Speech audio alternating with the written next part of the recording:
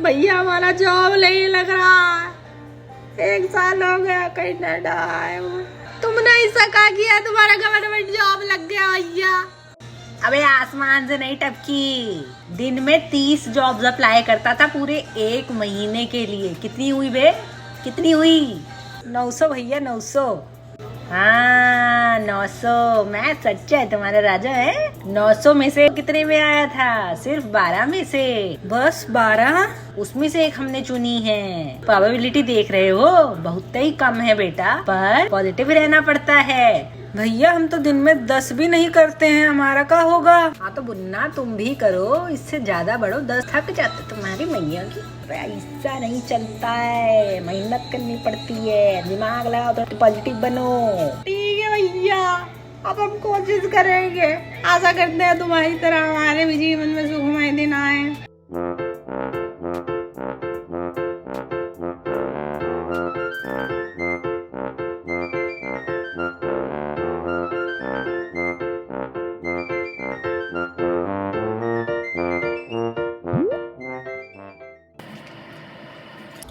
राम राम दोस्तों, कैसे हो? Welcome back to my channel Toor फितूर।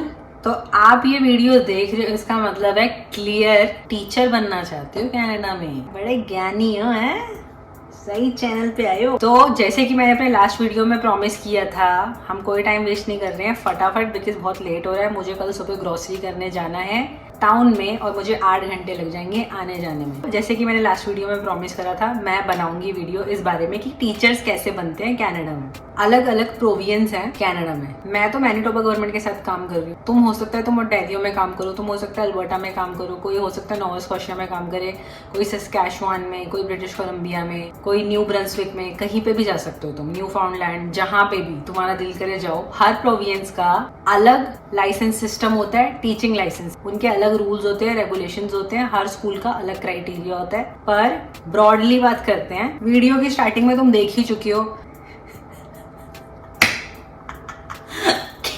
कि कैसा तुम्हें पॉजिटिव एटीट्यूड रखना है अगर तुम्हें अच्छी जॉब चाहिए कनाडा में, या तुम्हें रोने करने हैं। तो तुम्हारी इच्छा है, तुम्हारे एफर्ट्स, तुम्हारा कर्म, उसी हिसाब से तुम्हें फल मिलेगा। ठीक है, तो क्लियर होता है जिंदगी का असूल, कर्म करो और फल पाओ। That's such a sweet little statement that you need to follow all through your life. पर लोग करते नहीं। इतना गंभीर, इतना स्ट्रेस लेके कहाँ जाओगे? मेहनत करो, विश्वास रखो, पॉजिटिव रहो, नेगेटिविटी तो आसपास है ही। तुम फूल फूल और बगीचा बन जाओ। आते जाते लोगों को महकाओ, खुश रहो। आसमान काला होता है या डार्क ब्लू होता है, और बेशक वो तुम्हें डरा दे या घबरवा दे, पर तारे देख के तुम्हारे चेहरे पे मुस्कान आती है ना, तो तुम तारा बनो यार, धरती पे रहने वाला। और आगे ऐसा ज्ञान सुनने के लिए मेरी वीडियोस टाइम टू टाइम देखते रहा करो। मेरे पास बहुत ज्यादा ज्ञान है जो दिल से एकदम आप लोगों के लिए आता है। आप ज्ञान लीजिए, विद्या लीजिए, इंफॉर्मेशन लीजिए और मजे कीजिए तूर फितूर फैमिली का पार्ट बन के।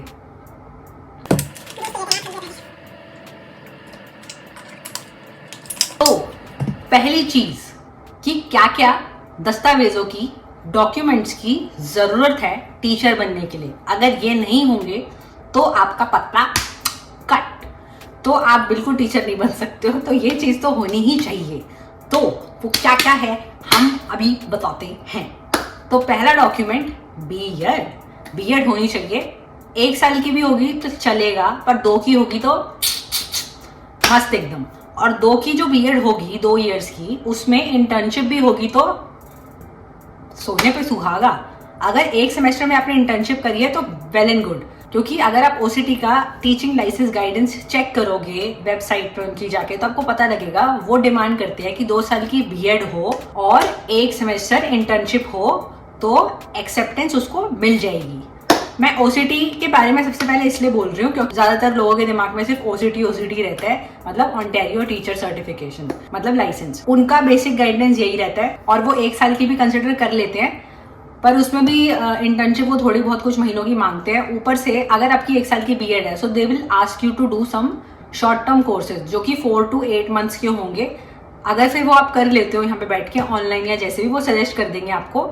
जब आप लाइसेंस अप्लाई करोगे तो आपको सजेस्ट कर देंगे कि आपका, क्योंकि 2 साल का बीएड नहीं है, तो आप ना ये कोर्सेज कर लो जिसकी ड्यूरेशन 4 to 8 months होगी, तो आप जैसे ही वो कर लोगे आपको लाइसेंस ग्रांट करवा देंगे। तो ओसीटी का ये सिस्टम रहता है। दूसरी चीज जो बहुत ज्यादा जरूरी है जॉब के टाइम पे, क्योंकि हम इंटरनेशनली ट्रेन टीचर्स हैं, तो उनको क्या पता कि हमने अच्छे से पढ़ाई करी भी थी कि नहीं अपनी होम कंट्री में, तो इसलिए आप वैस करवाओ। आप वैस अगर आने से पहले ही करवा लोगे तो बहुत बेस्ट रहेगा। वैस करवाने का फायदा ये होता है कि जो भी ऑर्गेनाइजेशन, एजेंसीज, बोर्ड्स या जो भी अथॉरिटी आपको हायर करने की विचारधारा रख रही है, तो उनको श्योरिटी मिल जाएगी कि आपके क्रेडिट्स कितने थे कैनेडियन इक्विवेलेंसी के अकॉर्डिंग। जो आपने जो भी डिग्रीज अटेन करी है अलग अलग अपनी होम कंट्रीज में, तो उसको जब वो कैनेडियन एजुकेशन सिस्टम से मैच आउट करते हैं तो उनको पता लग जाता है कि आपकी डिग्रीज की इक्विवेलेंसी क्या है या क्रेडिट लेवल क्या है, मिनिमम रिक्वायरमेंट वो मैच कर रहा है कि नहीं कर रहा है। तो अगर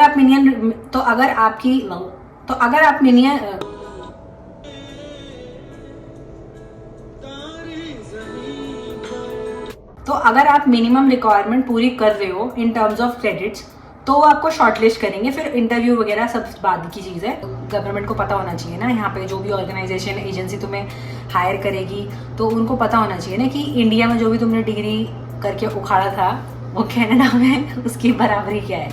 तो यहाँ पे अपने कैनेडियन एजुकेशन सिस्टम के हिसाब से, वेस्टर्न एजुकेशन सिस्टम के हिसाब से वो क्रेडिट्स मेजर करते हैं। तो इसलिए वेस्ट बेसिक मत करवाना। वेस्ट बेसिक सस्ता है, जैसे $160 कम काइंड ऑफ, और वेस्ट आई कैप महंगा है, $200 से ऊपर जाएगा तुम्हारा, ठीक है।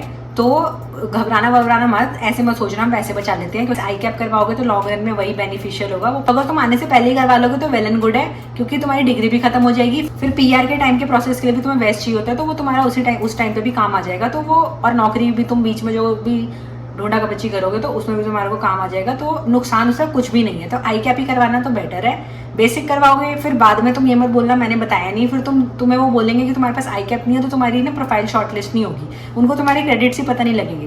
बेसिक में क्या होता है एक्चुअली, तुमने 3 साल की डिग्री कोई दिल्ली यूनिवर्सिटी से करी तो कैनेडियन इक्विवेलेंसी में वो 4 साल की डिग्री दिखाएंगे, चलो ठीक है। पर तुमने जो जो कोर्सेज करे थे अपने उस 3 साल के अंदर, उसका क्या क्रेडिट स्कोर बनता है और उसका तुम्हारा क्या जीपीए निकलता है वेस्टर्न एजुकेशन सिस्टम के हिसाब से, वो सिर्फ आई कैप में पता लगता है। प्रेफर्ड होता है कि आई कैप करवाओ, बेसिक करवाओगे तो कोई फायदा नहीं है, बाकी तुम्हारी मर्जी। रही बात टीचिंग एक्सपीरियंसेस की, तो उसमें इतना ध्यान मत देना।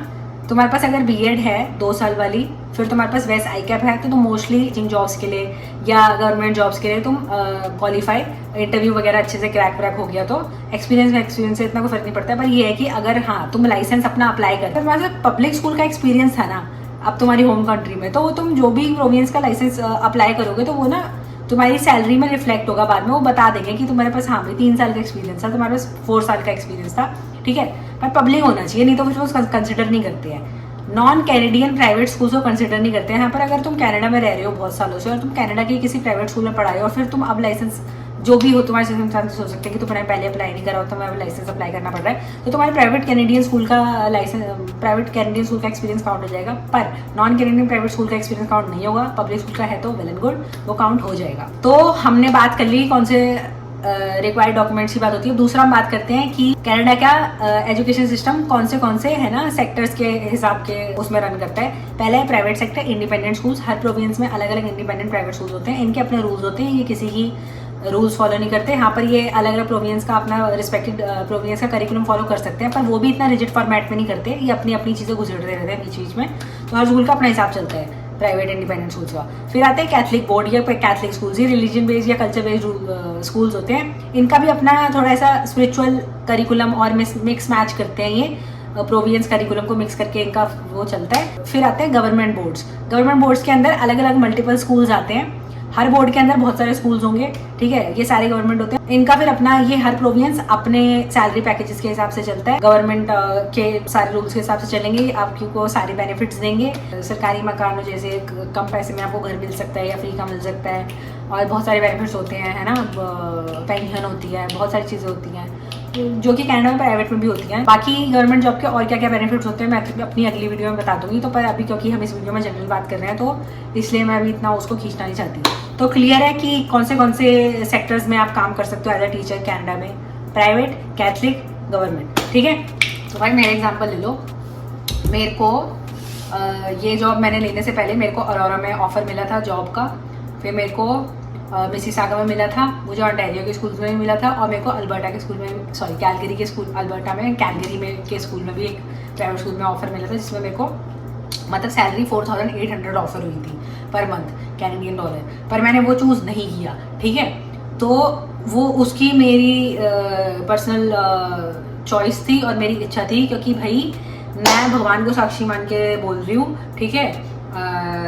मैं बीच बीच में अपनी चीज़ें इसलिए बताती रहती हूँ क्योंकि हो सकता है कोई वीडियो देखने वाला मेरे जैसा भी हो, तो उसके लिए बहुत ज़्यादा बेनिफिशियल होगी। बाकी कोई मेरे को भी समझ सकता है, ठीक है, कि भाई शहर में छोड़ के ये इसने कंट्री साइड जाना क्यों प्रेफर करा।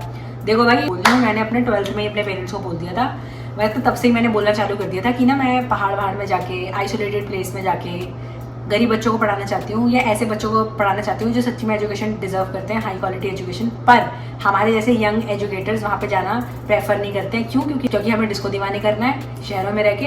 तो मैं ऐसी लड़की नहीं बनना चाहती, मैं ऐसी एजुकेटर नहीं बनना चाहती, मैं बहुत ही ज़्यादा इन्फ्लुएंशियल एजुकेटर बनना चाहती हूँ कि मैं गाँव में जाऊँ और बच्चों को पढ़ाऊँ। यार इतनी डिग्री लेने का क्या फ़ायदा हुआ? गाँव वाले बच्चे सच्ची में क्रेव करते हैं ऐसी एजुकेशन। तो मेरी सारी बातें सुन के मेरे पेरेंट्स बहुत कंसर्न रहते थे, और उनको लगता था कि ये अपने लिए घर कैसे बनाएगी, अपने लिए लेजर लाइफ कैसे रहेगी अगर इसकी ऐसी मेंटालिटी है सेवा भाव वाली। मेरे को उनका कंसर्न भी क्योर हो गया यहाँ पे कनाडा में आके, और मेरा पैशन भी फुलफिल हो रहा है। तो आप ऐसे काम कर सकते हो दिमाग लगा के, तो आपकी इच्छा। और देखो, गवर्नमेंट जॉब कर लोगे अगर कंट्री साइड में जाके, तो उसमें तो पैसे बहुत ही अच्छे होते हैं। हर प्रोविंस अपने हिसाब से आपको गवर्नमेंट स्केल में ही सैलरी देगा, और आपकी जिस तरीके के क्रेडेंशियल्स है, जिस लेवल पे है, तो उस हिसाब से आपको सैलरी मिलेगी। कनाडा में टीचर्स की क्लास वाइज सैलरी होती है, क्लास 1 2 3 4 5 6 7 इज द हाईएस्ट।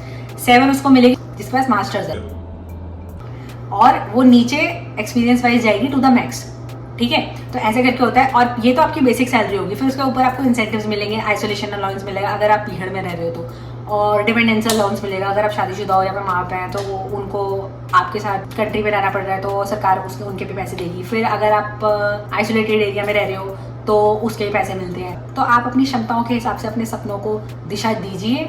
सबके अपने सपने होते हैं, सबके अपने लाइफ स्टैंडर्ड्स होते हैं, और सबके अपनी मनोकामनाएं होती हैं। तो भाई जैसी तुम्हें इच्छा, जैसे कर्म करोगे वैसी फल पाओगे।